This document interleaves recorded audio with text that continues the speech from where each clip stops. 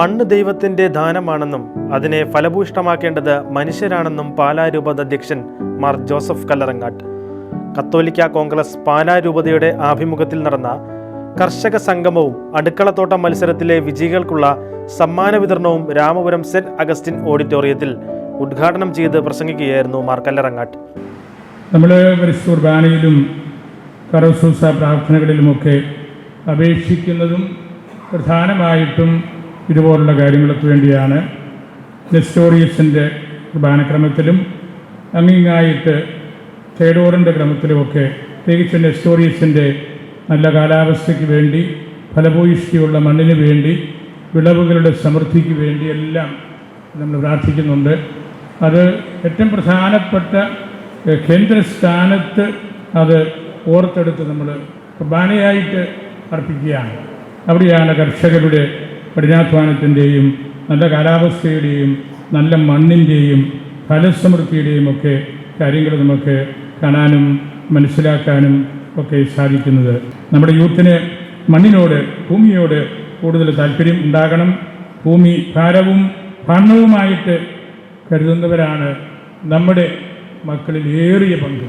അത് വലിയ തെറ്റാണ്, അത് വലിയ തിന്മയാണ്. മണ്ണിനെ സ്നേഹിക്കാനും മണ്ണിൽ നിന്ന് കിട്ടുന്ന ഫലങ്ങൾ സമൃദ്ധമായിട്ട് ഉപയോഗിക്കാനും നമ്മളുടെ യുവതലമുറ ഇനിയും പഠിക്കണം. അതിനുള്ള ഏറ്റവും നല്ല ഒരു കാര്യമാണ് ഈ അടുക്കളത്തോട്ട മത്സരം. 9ാം തവണയും അത് വിപുലമായ രീതിയിൽ നമ്മൾ നടത്തി വിജയിച്ച് ഇവിടെ എത്തിയിരിക്കുന്നതിൻ്റെ ചരിത്രമാണല്ലോ കഴിഞ്ഞ 3 പ്രഭാഷണങ്ങളിലും നമ്മൾ കേട്ടത്. ഓരോ വീടിനും ആവശ്യമായ പച്ചക്കറി ആ വീട്ടിൽ തന്നെ നമ്മൾ കൃഷി നടത്തി ഉണ്ടാക്കുകയാണ്. അങ്ങനെ നമുക്ക് ആരോഗ്യം സംരക്ഷിക്കാനായിട്ട് പറ്റും. മാംസാഹാരത്തിൽ നിന്ന് കുറേയൊക്കെ മാറി നിൽക്കാനായിട്ട് പറ്റും. വിഷമില്ലാത്ത ഭക്ഷണം കഴിക്കാനായിട്ട് പറ്റും. മിച്ചം വരുന്ന പച്ചക്കറിയിൽ നിന്ന് നമുക്ക് റവന്യൂ, വരുമാനമാർഗം കണ്ടെത്താനായിട്ട് സാധിക്കും. ഇവിടെ പറഞ്ഞതുപോലെ കൂട്ടുത്തരവാദിത്വം, ഒരു വീട്ടിലെ എല്ലാവരും തമ്മിൽ കൂടുതൽ സ്നേഹവും അടുപ്പവും ഇഷ്ടവും ഉണ്ടാക്കാനായിട്ട് അത് സാധിക്കും. കൃഷി നല്ല ഒരു സംസ്കാരം നമുക്ക് നൽകും. അത് ആത്മീയ സംസ്കാരമാണ്. ഈ രാജ്യത്തെ ബിൽഡപ്പ് ചെയ്യുന്നതിലുള്ള നിർണായകമായ ഒരു പങ്കാണ് വഹിക്കുന്നത്. എല്ലാ രാജ്യവും നിലനിൽക്കുന്നത് അവിടുത്തെ കർഷകർ വഴിയാണ്.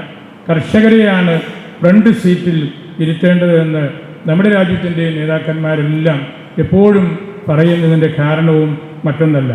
ഏത് രാജ്യവും മുമ്പോട്ട് പോയിക്കൊണ്ടിരിക്കുന്നത് കർഷകരുടെ അധ്വാനത്തിൻ്റെ ഫലമായിട്ടാണ്.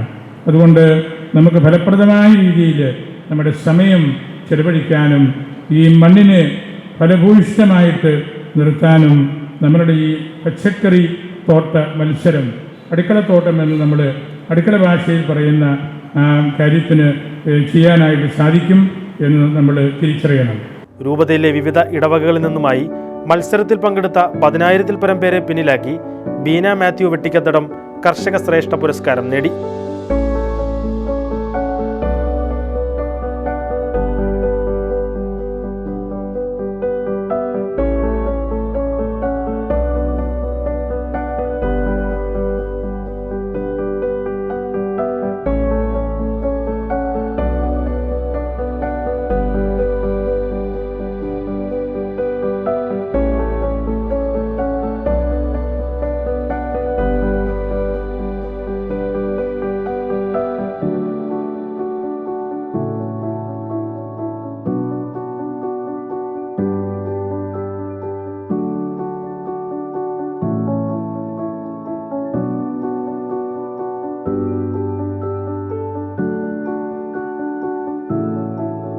രൂപതാ പ്രസിഡന്റ് ഇമ്മാനുവൽ നിതീരി അധ്യക്ഷത വഹിച്ചു.